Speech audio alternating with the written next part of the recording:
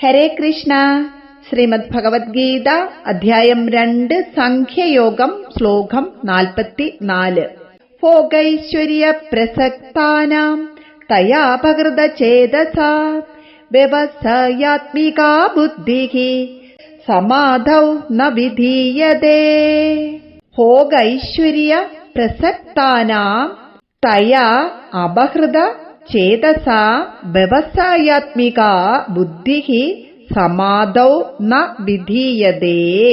ഭോഗൈശ്വര്യ പ്രസക്താനാം സുഖഭോഗങ്ങളിലും സമ്പത്തിലും ആസക്തിയുള്ളവരും തയാ അപഹൃത ചേതസാം ഇക്കാര്യങ്ങളാൽ ആകർഷിക്കപ്പെട്ട മനസ്സുള്ളവരുമായ ആളുകൾക്ക് സമാധൗ മനസ്സിനെ ഏകാഗ്രമാക്കുന്ന കാര്യത്തിൽ വ്യവസായാത്മിക സ്ഥിരോത്സാഹമുള്ള ബുദ്ധി ന വിധീയതേ ഉണ്ടാകുന്നില്ല.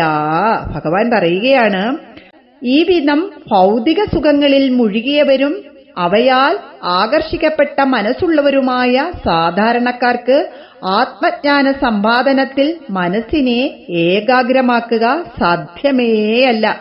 ഇന്ദ്രിയ വിഷയങ്ങളിൽ മുഴുകിപ്പോകുന്ന മനസ്സിനെ അവയിൽ നിന്നു പിന്തിരിപ്പിച്ച് പരമാത്മധ്യാനത്തിൽ ഏകാഗ്രമാക്കുക സുഖകരമല്ല. അവർക്ക് ഫലേച്ഛയില്ലാതെ ഈശ്വരാർപ്പണമായി കർമ്മങ്ങളിൽ മുഴുകാനുള്ള മനോഭാവം തന്നെ ഉണ്ടാകുന്നുമില്ല. മനസ്സിനെ ഏകാഗ്രമാക്കി സമാധിയിൽ മുഴുകാനും അവർക്ക് കഴിയുകയില്ല.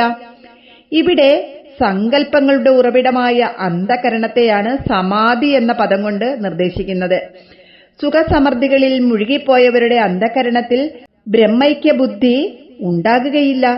കർമ്മകാണ്ഡത്തെ ആശ്രയിച്ച് ആചാരങ്ങളിൽ മാത്രം ശ്രദ്ധയർപ്പിക്കുന്നവർക്ക് സത്യദർശനം സാധ്യമാകുന്നില്ല.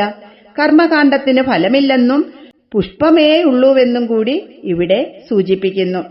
അടുത്ത ശ്ലോകത്തിൽ ഭഗവാൻ അർജുനന് വീണ്ടും ഇതിനുള്ള സംശയത്തിന് മറുപടി കൊടുക്കുകയാണ്. ഹരേ കൃഷ്ണ.